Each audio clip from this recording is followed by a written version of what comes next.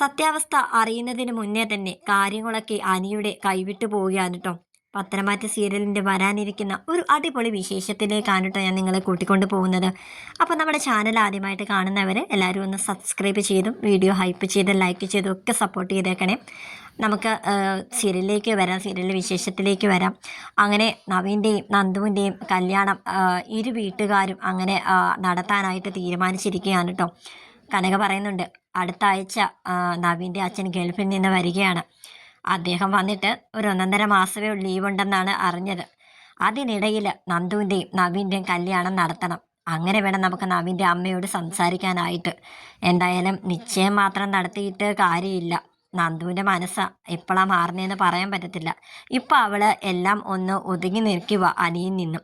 ഇനി നിശ്ചയം മാത്രം നടത്തിയിട്ട് കല്യാണം ഇത്തിരി വൈകിപ്പിച്ചാലൊന്നും അത് ശരിയാവത്തില്ല. അതുകൊണ്ട് നിശ്ചയമൊന്നും വേണ്ട, നേരെ കല്യാണം, അതായിരിക്കും നല്ലതെന്ന് എനിക്ക് തോന്നുന്നത്. അങ്ങനെ എൻ്റെ മനസ്സ് പറയുന്നത് ഗോവിന്ദേട്ടാന്ന് പറയാൻ കേട്ടോ. ഗോവിന്ദൻ പറയുന്നുണ്ട്, എടി അത് പിന്നെ നവീൻ്റെ അമ്മ ഇവിടെ വന്ന് പറഞ്ഞത് ഉടനെ തന്നെ നമുക്ക് നിശ്ചയം നടത്താന്നുള്ള കാര്യമല്ലേ. നവീൻ്റെ അച്ഛൻ വരുമ്പോഴത്തേക്കും അതിനുള്ള ഒരുക്കങ്ങൾ തയ്യാറായിരിക്കാനല്ലേ നമ്മളോട് പറഞ്ഞത്. അല്ലാതെ വിവാഹത്തെപ്പറ്റി ഒന്നും പറഞ്ഞില്ലല്ലോ ഉടനെ നടത്തണമെന്നൊന്നും. കനക അപ്പോൾ പറയുന്നുണ്ട്, നമുക്ക് എന്തായാലും അവരുടെ വീട്ടിൽ ചെന്നൊന്ന് സംസാരിക്കാം. ഇപ്പോൾ അല്ല, 2 ദിവസം കഴിയട്ടെ. അപ്പോഴത്തേക്കും നമ്മുടെ നവീൻ മോൻ്റെ അച്ഛനും ഇങ്ങ് വരുമല്ലോ. നമുക്ക് ചെന്ന് ഉടനെ തന്നെ അവരോട് ചെന്ന് പറയാം, നിശ്ചയമായിട്ടൊന്നും നടത്തണ്ട, നേരെ കല്യാണം നടത്തിയാൽ മതിയെന്ന്. അങ്ങനെ ഗോവിന്ദനും കനകയും കൂടെ നവീൻ്റെ വീട്ടിൽ ചെന്നിട്ട് രണ്ടുപേരുടെയും വിവാഹം എത്രയും പെട്ടെന്ന് നടത്തണമെന്ന് പറയാനായിട്ട് ഒരുങ്ങാൻ കേട്ടോ. നന്ദു ആണെങ്കിൽ അനി പല തവണ നന്ദുവിനെ വിളിക്കുന്നുണ്ട്. പക്ഷെ സ്റ്റേഷനിൽ പല തിരക്കുകൾ കാരണമായിട്ട് അനിയുടെ ഫോണാണ് നന്ദുവിന് അറ്റൻഡ് ചെയ്യാൻ പോലും സമയമില്ല കേട്ടോ. അങ്ങനെ ഒരുപാട് രാത്രി വൈകിയാണ് കേട്ടോ നന്ദു വീട്ടിലേക്ക് വരുന്നത്. അപ്പോൾ നന്ദുവിനോട് കനക ഈ ഒരു കാര്യം പറയുന്നുണ്ട്, മോളെ നീ അറിഞ്ഞായിരുന്നോ, അടുത്ത ആഴ്ചയാണ് നവീമുൻ്റെ അച്ഛൻ വരുന്നത്. നിങ്ങളുടെ വിവാഹം ഉടനെ തന്നെ ഞങ്ങൾ നടത്താൻ പോവാം. എൻ്റെ നന്ദുമോടെ വിവാഹം, അതാണ് എൻ്റെ ഏറ്റവും വലിയ സ്വപ്നം എന്നൊക്കെ കനക പറയാൻ കേട്ടോ. അപ്പം നന്ദു പറയുന്നുണ്ട്, അത് പിന്നെ കല്യാണമൊക്കെ ഉടനെ എന്ന് പറഞ്ഞാൽ എങ്ങനെയാമ്മേ, ഞാൻ നവീനേട്ടനോട് ഞാനൊന്ന് മനസ്സ് തുറന്ന് സംസാരിച്ചിട്ട് കൂടിയില്ല. ഇത്രയും പെട്ടെന്ന് വിവാഹമൊക്കെ നടത്തുമെന്ന് വെച്ചാൽ ഞാൻ അതിൽ ഒട്ടും തയ്യാറെടുത്തിട്ടില്ലെന്നൊക്കെ പറയാൻ കേട്ടോ. അപ്പോൾ കനക നമ്മുടെ നന്ദുവിനോട് പറഞ്ഞു കൊടുക്കുകയാണ്, മോളെ എന്തായാലും അച്ഛൻ്റെ കാര്യമൊക്കെ നിനക്കറിയാമല്ലോ, ഒരുപാട് വയ്യാതെയൊക്കെ ഇരിക്കുകയാണ് അച്ഛന്, മരുന്നുകൾ കൊണ്ടൊക്കെ പിടിച്ചു നിൽക്കുന്നത്. അതുമല്ല മക്കളുടെ കൂട്ടത്തിൽ നന്ദുമോളുടെ അച്ഛന് ഏറ്റവും വലിയ കാര്യം നിന്റെ വിവാഹം അച്ഛൻ്റെ സ്വപ്നം എന്ന് പറയുന്നത്. അച്ഛൻ ഈ മരുന്നൊക്കെ കഴിച്ചുകൊണ്ടിരിക്കുന്നതല്ലേ, നിന്റെ കല്യാണമൊക്കെ ആകുമ്പോഴത്തേക്കും അച്ഛൻ കൂടുതൽ ബെറ്റർ ആവുകയുള്ളൂ. അതുകൊണ്ട് എൻ്റെ നന്ദുമോളെ ഈ വിവാഹത്തിന് എത്രയും പെട്ടെന്ന് നമുക്ക് നടത്താം, അതുകൊണ്ട് മോള് സമ്മതിക്കുന്നൊക്കെ പറയാൻ കേട്ടോ. നന്ദു അപ്പോൾ തിരിച്ച് കനകയോട് എന്ത് പറയണമെന്നുള്ള ഒരു ഇതിലെ വിഷമത്തോടെ ഇങ്ങനെ നിൽക്കുകയാണ് കേട്ടോ. ആ ഒരു സമയത്ത് അനി നന്ദുവിൻ്റെ ഫോണിലോട്ട് വിളിക്കുന്നുണ്ട്. അപ്പോൾ എടുത്തു കഴിഞ്ഞാൽ നന്ദുവിന് എന്ത് പറയണം, അനിയോട് എന്ത് പറയണമെന്നൊക്കെ ഉള്ളൊരു കൺഫ്യൂഷനിലാണ്. അവൾ ഒരുപാട് തവണ അനി വിളിച്ചിട്ട് നന്ദു ഫോൺ എടുക്കുന്നില്ല കേട്ടോ. എന്തായാലും അവളിപ്പോൾ നന്ദു ഇപ്പോൾ ചിന്തിക്കുന്നത്, എന്തായാലും അനിയെ നാളെ വിളിക്കാം, ഇന്ന് എന്തായാലും എനിക്ക് കാര്യങ്ങളെല്ലാം കൂടെ അവിടെ തലയിൽ കയറിയിട്ട് അവളെന്തോ അനിയോട് എന്തോ മറുപടി പറയണമെന്ന് പോലും അവൾക്ക് അറിയാത്തൊരവസ്ഥയിൽ. അപ്പോൾ നന്ദു ചിന്തിക്കുന്നത് നാളെ ആവട്ടെ, നാളെ അനിയെ വിളിച്ച് സംസാരിക്കാമെന്ന് പറഞ്ഞിട്ട് അനിയുടെ കോൾ എടുക്കുന്നില്ല കേട്ടോ. പക്ഷെ അതേസമയം അനി ചിന്തിക്കുന്നത്, ഇപ്പോൾ നവീനെ കണ്ട് സംസാരിച്ചതല്ലേ ഉള്ളൂ, നവീൻ പറഞ്ഞല്ലോ എന്തായാലും ഞങ്ങളുടെ വീട്ടുകാരൊക്കെ സമ്മതിച്ചു, വിവാഹത്തിന് സമ്മതിച്ചു, നന്ദുവും ഇതുവരെ എതിർപ്പൊന്നും പറഞ്ഞിട്ടില്ല എന്ന്.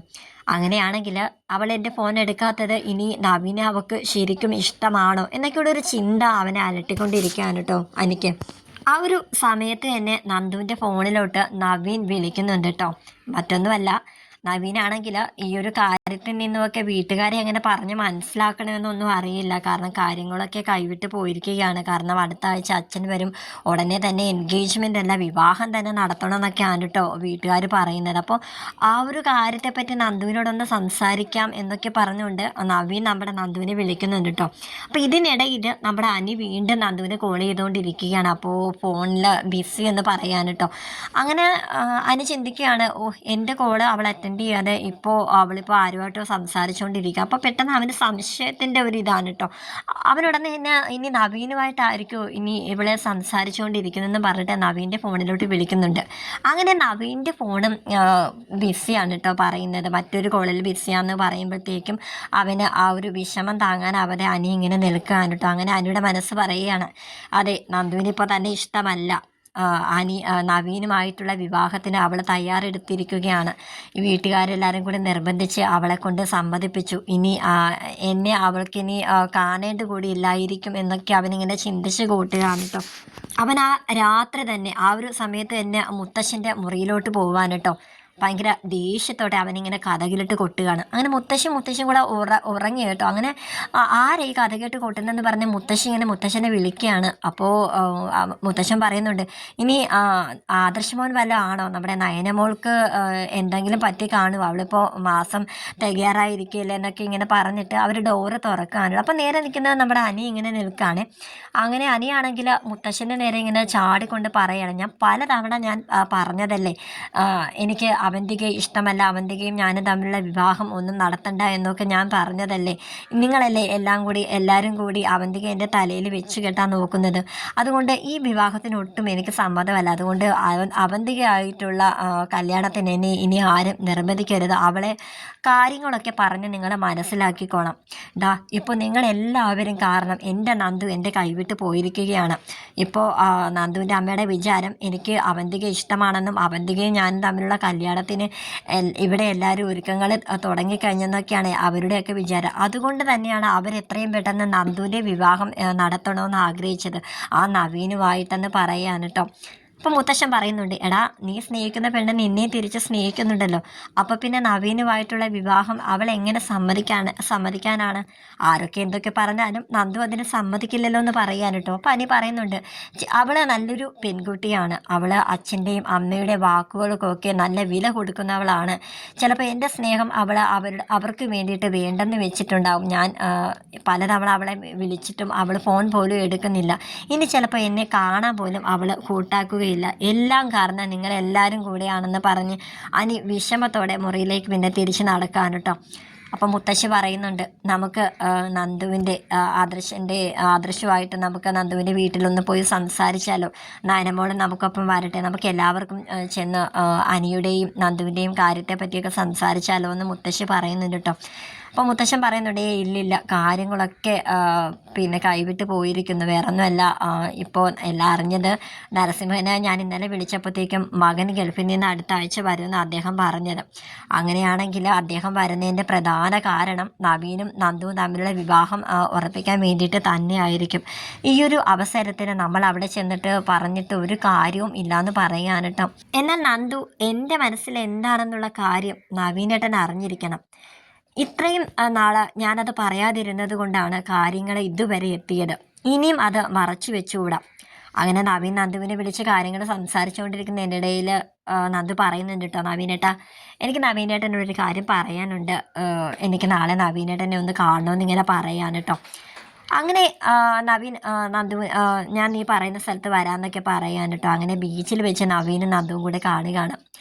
എന്നാൽ അനിയാണെങ്കിൽ നമ്മുടെ നന്ദുവിനെ കാണാനായിട്ട് സ്റ്റേഷനിലോട്ട് ചെല്ലുന്നുണ്ട്.